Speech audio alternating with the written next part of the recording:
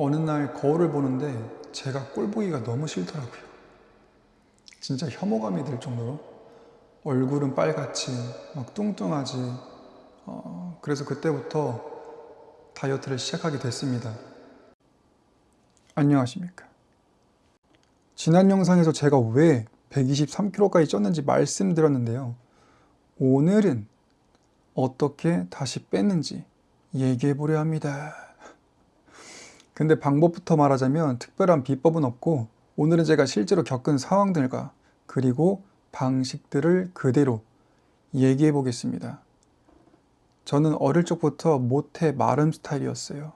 운동도 워낙 좋아했고. 근데 갑자기 123kg까지 찌니까 몸이 적응을 못 하겠더라고요. 예를 들어서 의자에서 일어나는 것도 너무 힘들고 그냥 다 힘들었어요.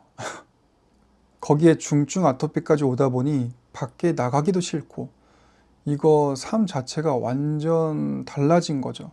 그런데 갑자기 다이어트를 결심하게 된 이유, 뭐 살이 쪘고 아프니까 다이어트를 시작하자 뭐 이런 건 아니었어요. 약간 포인트가 있었는데, 어느 날 거울을 보는데 제가 꼴 보기가 너무 싫더라고요. 진짜 혐오감이 들 정도로 얼굴은 빨갛지 막 뚱뚱하지. 그래서 그때부터 다이어트를 시작하게 됐습니다. 하지만 이런 상황 자체가 저도 처음이고, 예전처럼 운동은 못하겠다 싶어서 운동의 난이도를 최대한 낮춰서 시작했습니다. 예전처럼 격하게 운동 1시간 반 하고 식단하고 이렇게 완벽하게 하자 이렇게 하지 않았습니다. 그리고 예전에는 살찌면 파이팅 넘치게 다이어트를 했었습니다. 여기서 군대 얘기를 잠깐 해보자면, 군인 시절 때 여자친구와 헤어지고 엄청 많이 먹은 적이 있어요. 그 군대에서 파는 냉동 음식들 있거든요. 그것만 계속 먹다가 60kg에서 71kg까지 빠르게 찐 적이 있습니다. 그때도 똑같아요. 거울에 비친 제 모습을 보면서 정말 싫다 하면서 극단적으로 살을 뺀 적이 있습니다.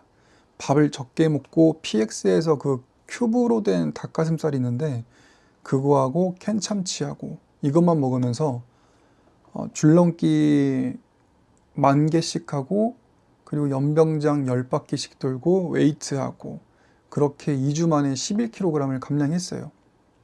근데 그때는 젊고 회복력도 빠르다 보니까 빠르게 뺄 수 있었습니다. 하지만 이번에 10kg 정도가 찐 게 아니라 65kg에서 123kg까지 무려 58kg이 쪘고, 근데 여기에 중증 아토피까지 생겨버렸으니까 극단적으로 할 수가 없었습니다. 그리고 다이어트에 있어서 식단 중요합니다. 이번에 다이어트 하면서 느낀 건데, 끊어야 한다 라는 강박이 오히려 독이 될 수 있다고 생각했었습니다. 123kg 당시에 저는 콜라를 이렇게 쌓아놓고 하루에 3리터 이상 마신 것 같아요. 끼니도 하루에 5개 정도 먹었고, 그리고 디저트로 케이크 막 한 판씩 먹고, 베스킨라빈스도 큰 거 한 통씩 그냥 막 먹었던 것 같아요. 그런데 이제 다이어트 한다고 갑자기 이걸 확 줄이니까 머리가 너무 아프더라고요. 결국 갑자기가 문제인 거예요. 그래서 저는 한 번에 끊지 않고 조금씩 줄여나갔습니다. 왜냐하면 스트레스를 최대한 받지 않고 정신 건강을 생각해서라도 이번엔 단기전이 아니라 장기전으로 가는 게 맞다고 판단했습니다. 그래서 첫 번째, 일단 조금씩 먹는 걸 줄여보자. 10개 먹었다면 그 다음엔 9개, 그 다음엔 8개, 뭐 이런 식으로 단 거부터 조금씩 아주 천천히 줄여나가기 시작했습니다. 이런 방법이 저한테 있어서 스트레스도 덜 받고 부작용도 덜 한 것 같았습니다.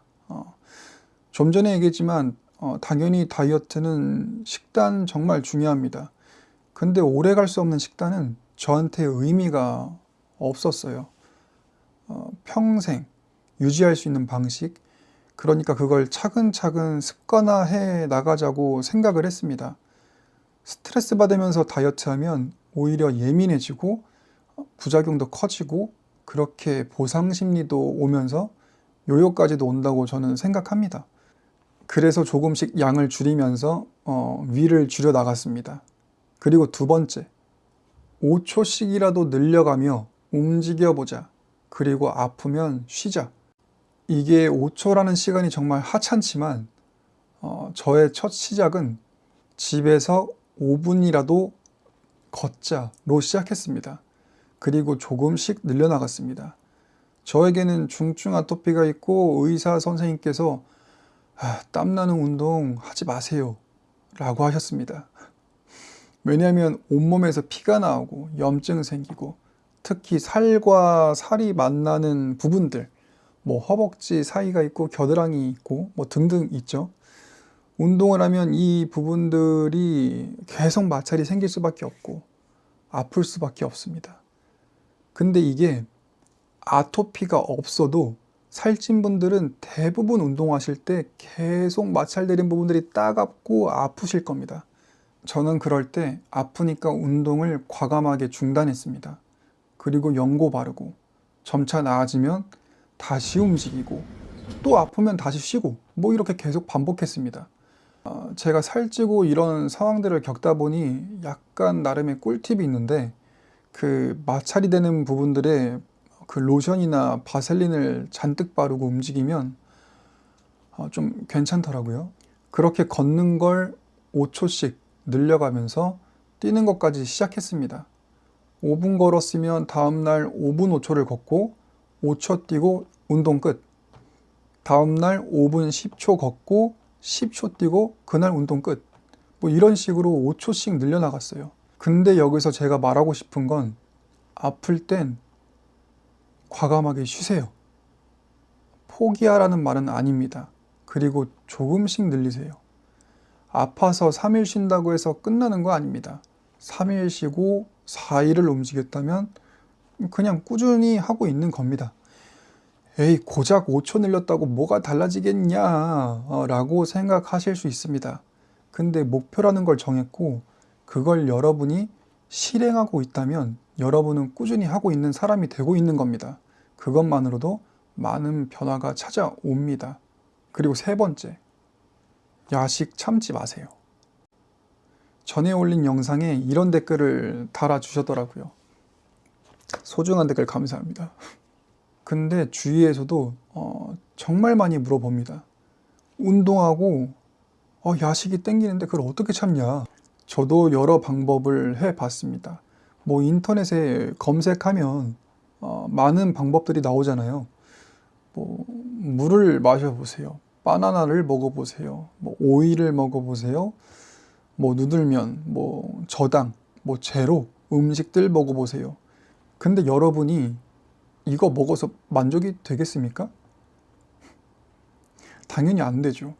왜? 여러분은 지금 그 바삭한 치킨, 바삭한 그 감자튀김, 그 고소하고 자극적인 음식들, 달달한 거, 단짠단짠 이런 게 땡기잖아요. 그죠? 그래서 저는 참지 않고 먹었습니다. 대신 예전처럼 배부를 때까지 먹지 않는 겁니다. 먹고 싶은 거 배달시켜서 한 번에 다 먹지 말자. 이렇게 저하고 약속하는 겁니다. 뭐 예를 들어서 치킨을 시키더라도 한 마리를 다 먹는 게 아니라 반마리, 그 다음은 뭐 5조각, 4조각, 3조각 이런 식으로 조금씩 양을 줄이면서 먹었습니다. 어떤 음식을 시키더라도 저는 4분할 정도에서 먹었던 것 같아요. 이렇게 하지 않고 참다 보면 결국 어느 날 터집니다. 그리고 합리화합니다. 어제 참았으니까 오늘 먹어야지 하면서 폭발합니다. 또 치팅데이라고 하면서 엄청 먹습니다. 물론 치팅데이가 있더라도 평소에 운동을 잘 하시고 평소에 식단도 잘 하시면서 치팅데이를 가져가신다? 그거는 뭐 괜찮다고 생각합니다. 하지만 저는 그런 상태가 아니었기 때문에 이러한 방법을 택했습니다. 여기까지 세 가지를 얘기했는데요. 사실 이 세 가지 다 똑같은 얘기예요.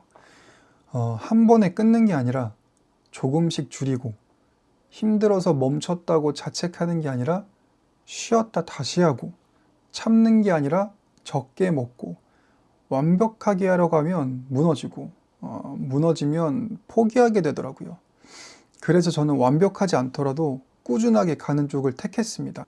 그렇게 해서 무리 없이 총 40kg을 감량했습니다.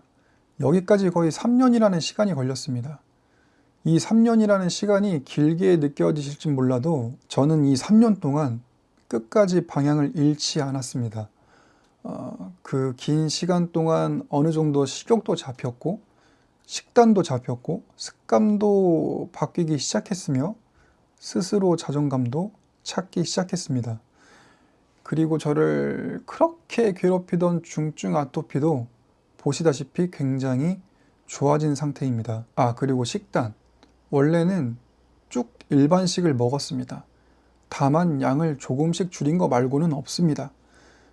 그리고 어느 정도 살이 빠지면서 먹는 양도 조금씩 줄고, 습관이 되면서 무언가를 먹기 전에 삶은 계란 1개 혹은 닭가슴살 반 개 정도 먼저 먹고 밥을 먹었습니다. 제 친구 중에 트레이너를 하는 친구가 있는데요. 이 친구가 저한테 알려준 방법입니다. 어느 날 그 친구의 조언이 생각이 나가지고 한번 해봤는데, 닭가슴살이나 삶은 계란을 먹고 밥을 먹으니까 포만감이 생겨버려서 전체 식사량이 줄어들더라고요. 그리고 혈당도 천천히 올라가고 단백질도 섭취하고, 저 이 방법 꽤 좋다고 생각합니다. 지금도 이 방법을 계속하고 있어요. 그리고 네 번째, 약의 도움을 받기로 결정. 저는 40kg을 감량하고 79에서 83kg 왔다 갔다 하는 그 정체기가 온 적이 있습니다. 근데 마침 당시에 유행했던 게 위고비와 마운자로였고, 제가 그걸 뉴스로 접하게 됩니다. 그래서 궁금하죠. 그래가지고 병원을 막 검색했습니다. 그래서 직접 상담을 받으러 갔습니다. 근데 이 얘기는 할 얘기가 좀 많아서, 위고비와 마운자로를 맞으면서 좋았던 점도 있지만 예상치 못한 부작용들도 있었습니다. 이 과정은 다음 영상에서 솔직하게 말씀드리겠습니다. 오늘 내용이 도움이 되셨을지 모르겠습니다. 하지만 초고도 비만 분들은 이런 뻔한 부분에서 막히는 분들이 굉장히 많다는 걸 알고 있습니다. 왜냐하면 저도 그걸 느꼈습니다. 절대 쉽지 않습니다.